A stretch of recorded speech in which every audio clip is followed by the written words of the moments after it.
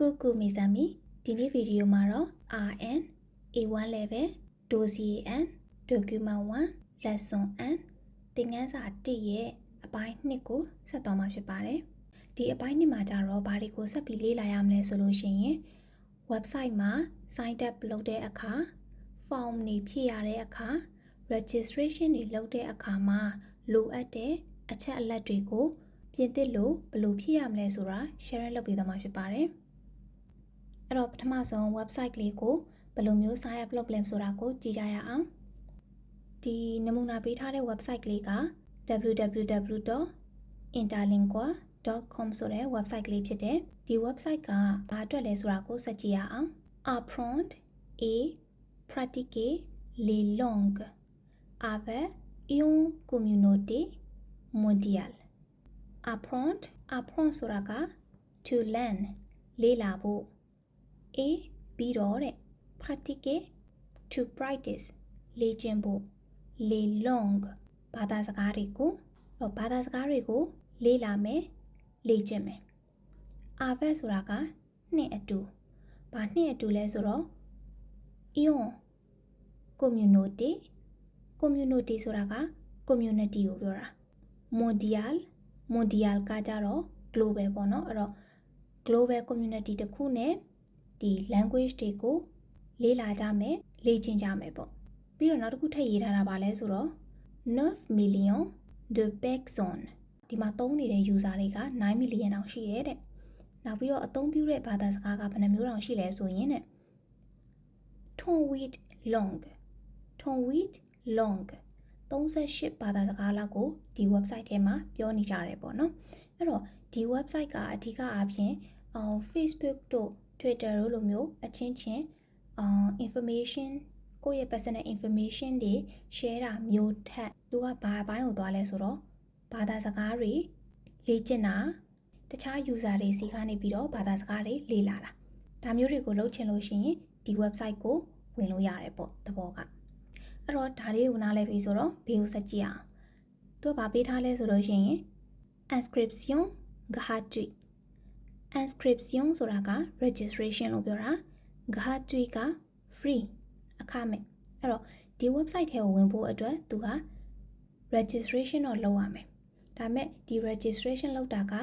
ပတ်စံပေးစရာမလိုဘူးပြောချင်တာကဒီ website ထဲကိုဝင်ဖို့ပတ်စံပေးစရာမလိုဘူးဒီ form လေးကိုဖြည့်ရုံနဲ့အခမဲ့ဝင်လို့ရတယ်လို့ပြောတာအဲ့တော့ဖြည့်ရမယ်အချက်လက်တွေကိုကိုကနားလည်ဖို့လိုတာပေါ့နော်ဆိုတော့ပထမဆုံးတစ်ခုကဘာလဲဆိုရင် votre langue maternelle သင်ရဲ့မိခင်ဘာသာစကားသင်ရဲ့ native language လို့ပြောတာအဲ့တော့ကိုကဘာသာစကားပြောလဲပြောတဲ့ဘာသာစကားကိုရွေးပေးရမှာပေါ့နော်ဒီမှာတော့ form ဖြည့်တဲ့သူကရွေးထားတာက chinois သူတရုတ်စကားပြောပါတယ်တဲ့နောက်တစ်ခုကျတော့ haute langue ကကြတော့ haute ဆိုတာကကြတော့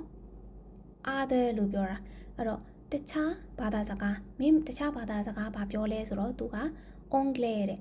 English ဘာသာစကားကိုသူပြောပါတယ်တဲ့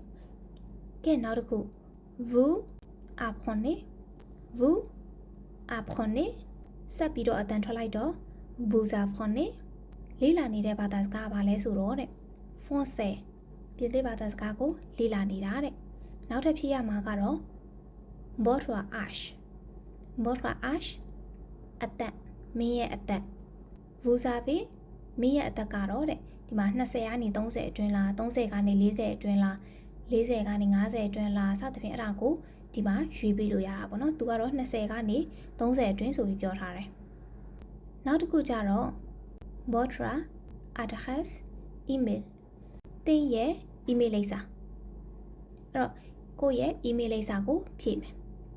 ကဲနောက်တစ်ခုကျတော့ votre mot de passe ဆိုတာက password ကိုပြောတာအဲ့တော့ဒီ website ထဲကိုဝင်ဖို့အတွက်သင်ရဲ့ password ပေါ့ဒီ website ထဲကိုဝင်မဲ့ password နော် password ထည့်မယ်နောက်တစ်ခုကျတော့ confirmer votre mot de passe ခုနကဖြည့်ထားတဲ့ password ကို confirm ထပ်လုပ်မယ်ဒါကတော့တခြား website တွေဝင်လဲအဲ့လိုပဲလေနော်ကိုယ့်ရဲ့ web ကိုလိုချင်တဲ့ password ကိုထားပြီးရင်အဲ့ဒီ password ကို confirm ပြန်လုပ်ရတဲ့ဟာမျိုးအဲ့တော့ဒါကိုဖြည့်ပေးလိုက်လို့ရှိရင်သူက registration လုပ်ပြီးသွားပြီ အဲ့တော့ဒီ website ထဲကိုဝင်ဖို့ဆိုရင်ဒီ registration အရင်လုပ်ပြီးသွားလို့ရှိရင်တဲ့ကိုက registration လုပ်ပြီးသားဆိုလို့ရှိရင်ဒီအပေါ် line လေးကိုကြည့်ပါအောင်အဲ့တော့ကိုကဒီမှာ registration လုပ်ပြီးသွားပြီဒီ website ကိုစပြီးတော့ဝင်သုံးလို့ရပြီအဲ့တော့ဝင်သုံးဖို့အတွက်ဆိုလို့ရှိရင်ပထမဆုံးဖြည့်ရမှာက email အဲ့တော့ email ကိုဒီမှာသုံးခဲ့တဲ့ဖြည့်ခဲ့တဲ့ email လိပ်စာကိုထည့်မယ်ပြီးရင် mot de passe ကိုထားခဲ့တဲ့ password ကလေးကိုပြန်ထည့်မယ်ပြီးလို့ရှိရင်ဒီဘက်မှာက su connecte ဆိုတာက login ကိုပြောတာ login ဝင်မယ် login ဝင်လိုက်မယ်ဝင်ပြီးလို့ရှိရင်သုံးလို့ရပြီပေါ့အဲ့ဒီဘောကိုပြောတာဒီနေရာမှာဖြည့်ရတဲ့အချက်လက်တွေက Alice အရင်တုန်းကရှင်းပြထားပြီးသားအရင်ဗီဒီယိုတွေကိုကြည့်လာခဲ့တဲ့သူတွေဆိုလို့ရှိရင်ဒီအချက်လက်တွေအကုန်လုံးကိုဖြည့်တတ်မယ်ဒီ email တခုကလွဲပြီးတော့ကျန်တဲ့အချက်လက်တွေအကုန်လုံးကိုဖြည့်တတ်မယ်အဲ့တော့ email ကိုသွားကြည့်အောင် email ကလည်းခက်ခဲမဟုတ်ဘူးကိုယ့်ရဲ့ email ကိုထည့်ပေးလိုက်ရပြီအဲ့တော့ရေးတဲ့အခါတော့လွယ်တာပေါ့ဒီမှာဆိုလို့ရှိရင်လည်း pm23@gmail.com ဒါကရေးရတာလွယ်တယ်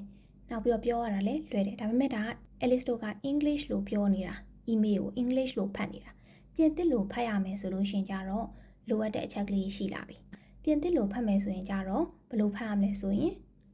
pm2 3 sign လေးကိုကြတော့ပြင်သစ်လို့ arrobase နောက်ဆုံးက z အတန်လေးနော် z အတန်အဲ့တော့ arrobase pm2 3 arrobase gmail ကိုကြတော့ gmail Alice တို့ဖတ်လေးရှိတဲ့ dot ဆိုပြီးဖတ်နေတဲ့ဒီအဆက်ကလေးကိုကြတော့ point လို့ခေါ်မယ် point ပေါ့ကွာ English လို့ဆိုရင်တော့ point ပေါ့အဲ့ဒီ point ကိုပြင်သစ်လို့ဆိုတော့ point လို့ခေါ်မယ် pm23@gmail.com ဟုတ်ပြီဒီ website အတွက်ကတော့ဒီအချက်လက်ပေးရင်ပြည့်စုံပြီဒါပေမဲ့လို့တခြားနေရာ form ဖြည့်တဲ့အခါမျိုးမှာ registration လုပ်ရတဲ့အခါမျိုးတွေမှာဆိုလို့ရှိရင်တောင်းတတဲ့အချက်အလက်ကလေးတွေတချို့ရှိသေးတယ်အဲ့ဒါလေးတွေကိုပြင်သစ်လို့ဘယ်လိုခေါ်လဲဆိုတာဆက်ပြီးကြည့်ကြရအောင်ပထမဆုံးတစ်ခုကတော့ le prénom ကိုယ့်ရဲ့နာမည် first name ကိုပြောတာနောက်တစ်ခု le nom de family name မိသားစုမျိုးရိုးနာမည် Alice တို့ကိုမြန်မာလူမျိုးတွေမှာကြတော့မျိုးရိုးနာမည်ကပါတာအရန်ရှာတယ်များသောအားဖြင့်က first name ဖြစ်တဲ့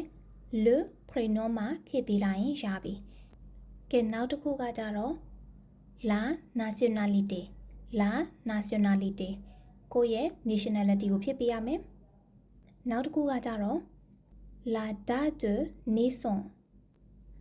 de naissance မွေးနေ့လို့ပြောတာကိုယ့်ရဲ့မွေးသက်ကလေးကိုထည့်ပေးရမှာကဲနောက်တစ်ခုကကြတော့ l'adresse နေရာလိပ်စာဖြည့်တဲ့အခါမှာအဲ့ဒီမှာပြောစရာတစ်ခုရှိတာပါလဲဆိုလို့ရှိရင်လမ်းနာမည်ပေါ့နော်လမ်းနာမည်ရေးတဲ့အခါမှာစပယ်လမ်းမဲထားပါတော့လမ်းတီနောက်ဆုံးကမလားစပယ်ပြီးတော့မှလမ်းလာတာလေဒါပေမဲ့ပြင်သစ်စာမှာကြတော့အဲ့ဒီလမ်းကိုအရှိရထားရတယ်အဲ့တော့လမ်းကိုကြတော့ပြင်သစ်လိုက route အဲ့တော့ route zabel အဲ့တော့စပယ်လမ်းဆိုအဲ့လိုမျိုးရေးတာပေါ့နော် route zabel ဆိုပြီးတော့ရေးရတယ်